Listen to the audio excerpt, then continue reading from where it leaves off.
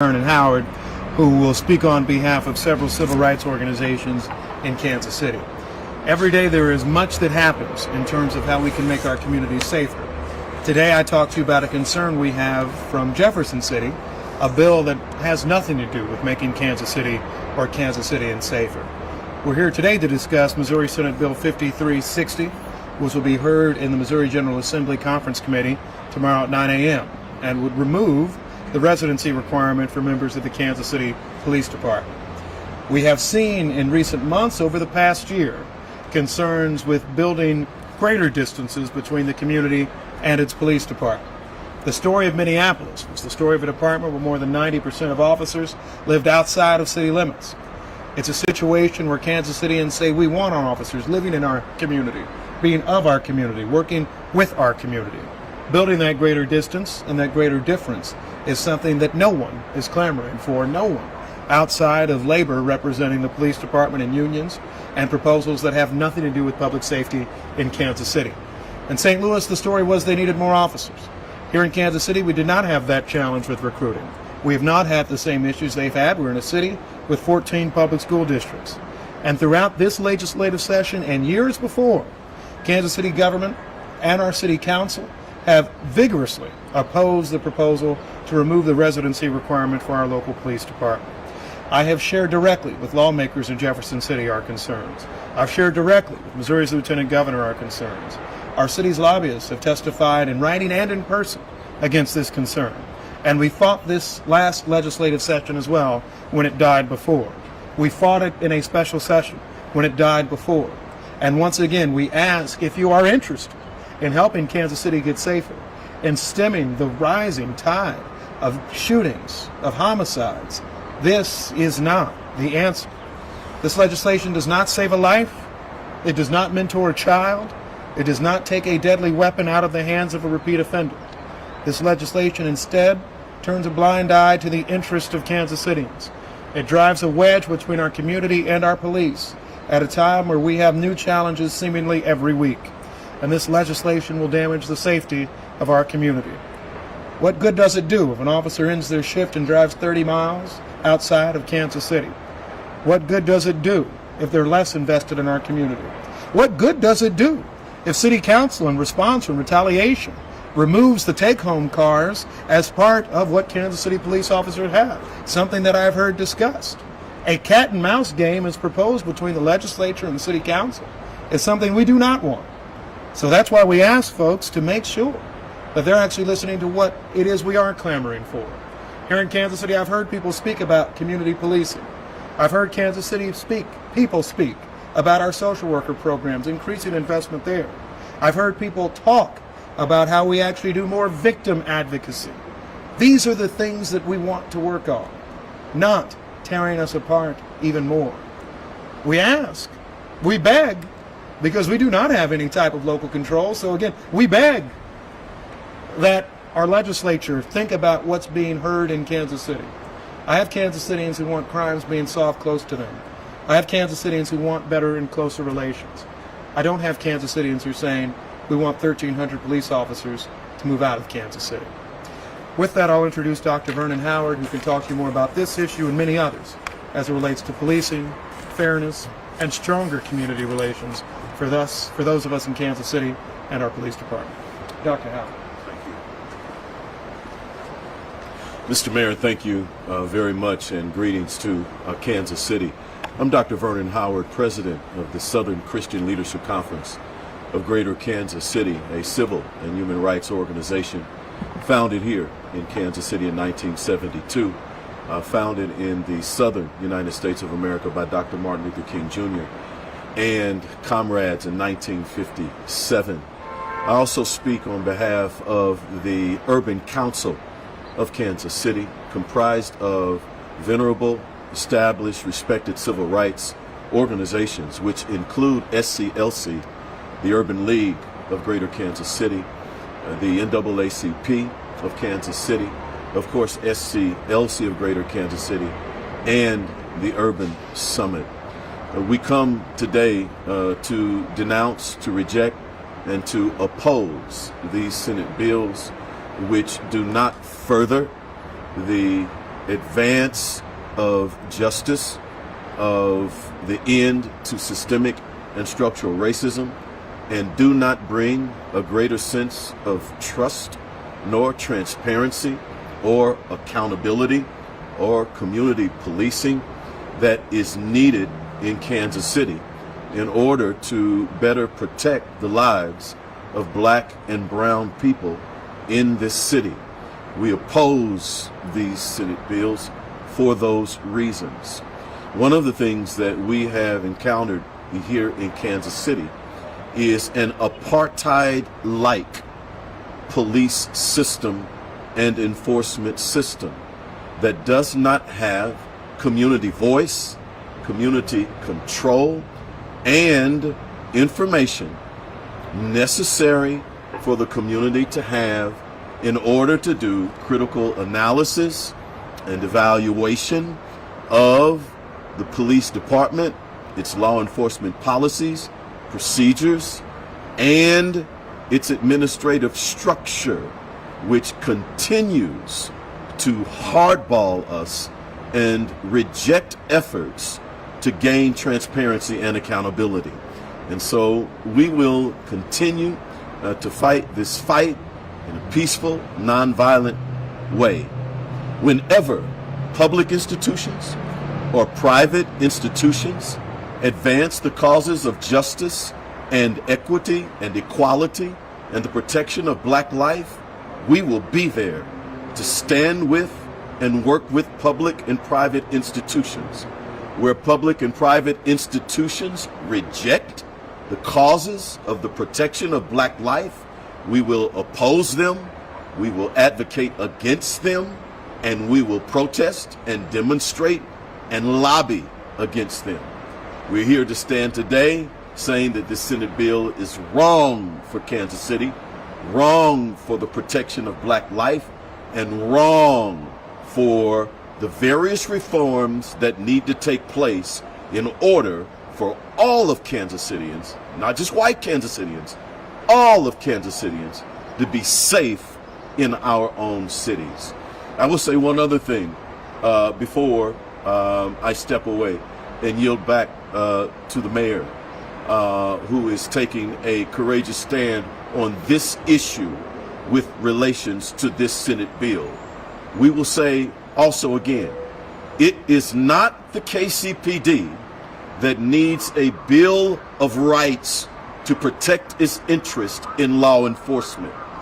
It is the unarmed Black and brown people in this city who need a Bill of Rights to protect them from the various atrocities and the violent acts that take place against our citizens.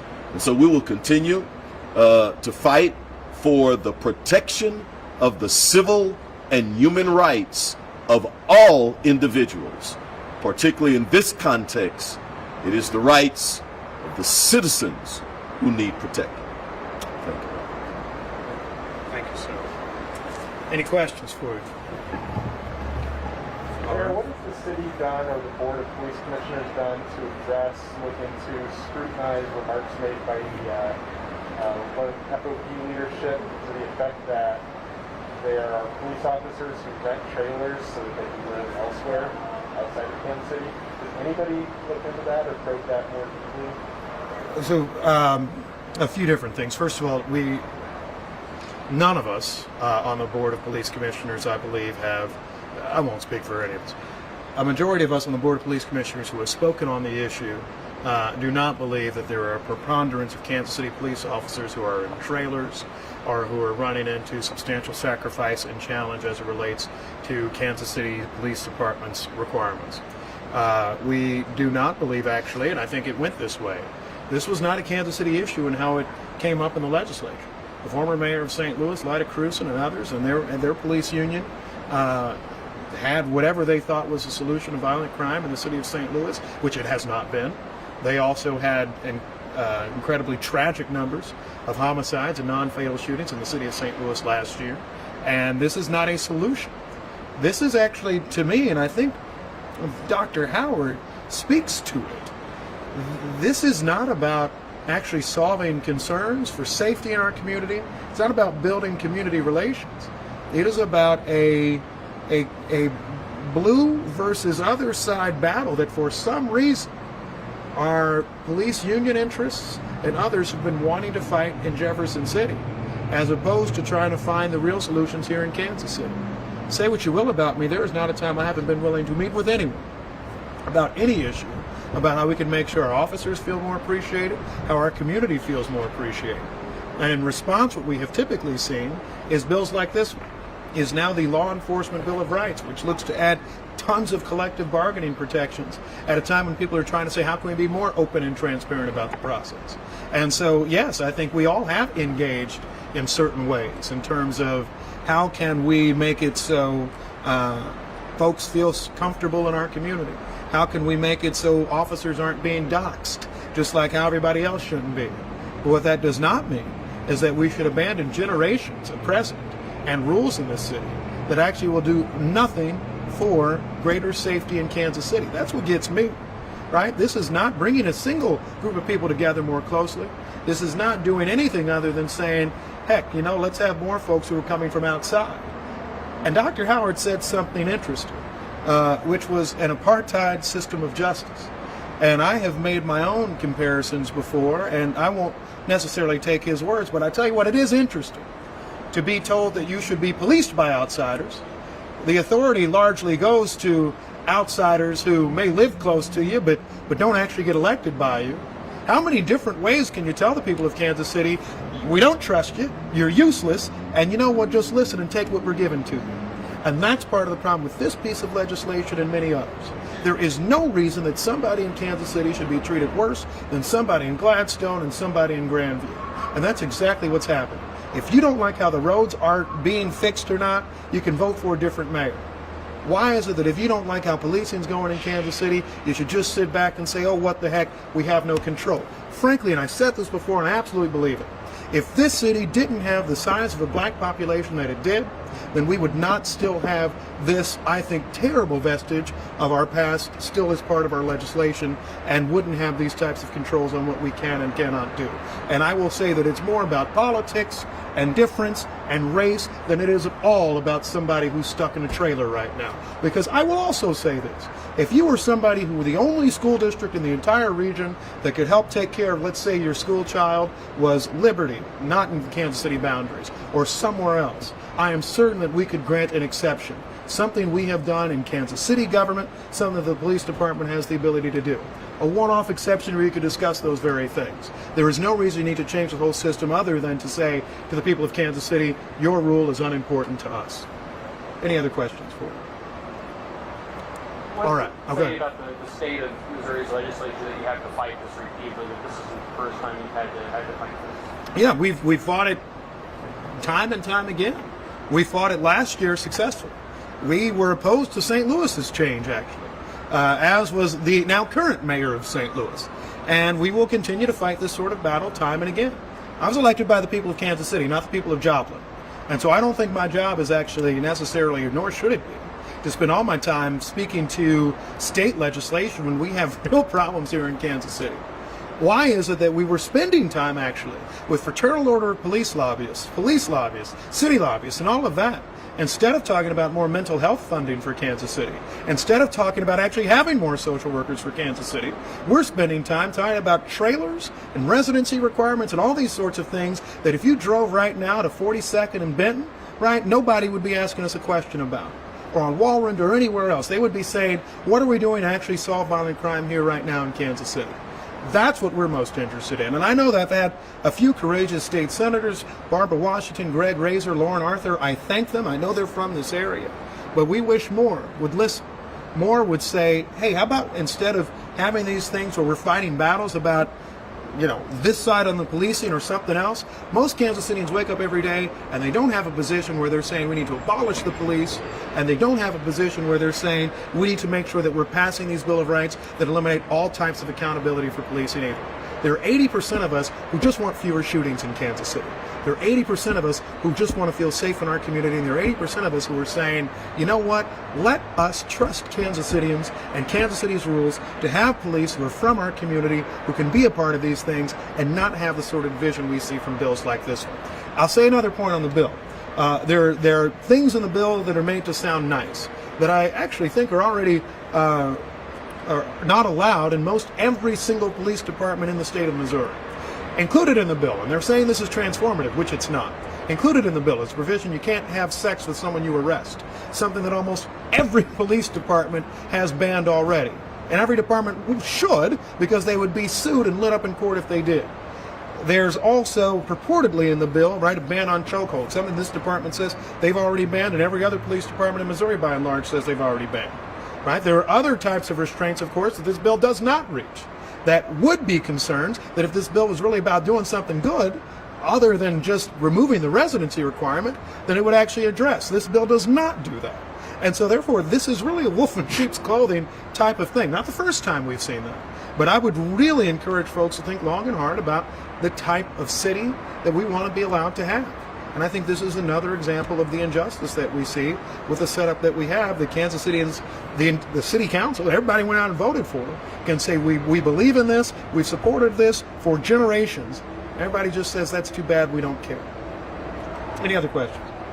So Mayor, does KCPD have a shooting problem? Elements of this bill believe that this is going to help that? No, it does not. You know, if you've listened to the police department the last year, then you would know that they had actually a full recruiting class before, their most diverse class in history, a moment of success. So therefore, what is this bill actually solving? All it's doing is creating that greater division that we do not need. And as someone who has heard threats from some and saying, all right, we're just going to go fix this in Jefferson City if you don't do something our way. What good will years and years of battle between the city council and this police department do for us? Right? What good is it actually having city council come up with provisions on banning the use of take-home cars for any officers who elect to live outside of Kansas City city limits, which I think will be one potential response? What good does it do having the city council say, well, heck, we're going to change fundamentally how we're looking to have our relationship exist with the police department because of bills like this one? It's antagonism. It's antagonism of the worst form that is not helping anyone, and I don't think it's solving any type of recruitment issue. We are still, I think, the greatest law enforcement department in this region and able to actually attract outstanding officers. How about they actually try to make sure they're doing that by building strong community relations, right? Instead of actually doing these things that suggest that we should have officers from so many towns around us. Respectfully to all those towns, they're wonderful communities, but I'm the mayor of Kansas City. I think most Kansas Cityans like Kansas City, and we try each day to try to make it better, and we want our police department to be part of that with us. Any other questions? Is there anything stopping the city from establishing a policy, if this bill were to pass, that says, since you guys control the budget, Yep, we do. that you will only provide funding for those entities that are verified living in Kansas City? Is there anything to stop that? I think it would be fair to say if a bill like this were to pass, then you would see every creative tool to make sure that the voice of Kansas Cityans is heard. I ran for office, others ran for office, knowing a few key things. Kansas Cityans have repeatedly supported residency rules. When I've talked to Kansas Cityans, particularly black Kansas Cityans, they've said, no, they actually like knowing their officers are from, even if it's a few miles away, the same city, the same community. And so to the extent that we would still find a way to compel that, we would look to do that in every way possible. And for those who think that we are limited, I would look to past examples in history, no more than the Parliament and the King. Right? You still actually have funding ability to address any number of things. We have not thus far used funding politics as a way to try to persuade certain behavior of the police department. But it seems that the state legislature continuously is trying to push us in that type of direction, which I think might be unfortunate for Kansas City, would be unfortunate for the police department, and doesn't get us any closer to reaching safety. But here's the deal. We have to make sure that we are addressing things that people find important. And people are more concerned, I think, about solving violent crime in this city than settling political social scores that frankly were, I think, date back to the last presidential election more than they did anything that's helping Kansas Cityans now. Okay. Mr. Mayor, may I speak to Yes, sir. Nick? Go May right I ahead. speak to Nick's question. I want to, it's Nick, right? Nathan, but yes. Yep. I wanted to speak. I think the mayor did a great job of articulating that. I wanted to speak to your question because one of the things we are seeing with the Missouri legislature is what Dr. Martin Luther King in the mid 20th century described as interposition and nullification. In that historical context, it had to do with segregation. And in that historical context, it had to do with the right for black people and all people to have equal access, unhindered access to the ballot box. Here we've seen interposition, nullification on issues right here in Kansas City that the city of Kansas City, Missouri, I'm talking about the residents, should be very concerned about with respect to our democratic rights. 2017, $15 per hour living wage ordinance passed by the people of Kansas City, opposed, preempted by the legislature. Fast forward, Medicaid expansion, the health care of the poorest of the poor in cities all across the state. We see now the effort not even to fund that which the people of the state of Missouri have voted for. It goes on and on with these attempts to block the democratic principles and the rule of the people who vote. That's dangerous. We hope and pray as civil rights organizations that the citizens of Kansas City rise up and become more aware of that and be willing to mobilize ourselves to fight those battles. And to the question of recruitment and so forth, what's needed, rather than allowing or encouraging those outside of Kansas City to police citizens, what's needed is a serious anti-racism program within the KCPD that changes the culture and the mindset and eventually the policies and procedures of the KCPD. And that's something that's needed very much. Any questions for Dr. Howard? All right. Thank you all. Thank you.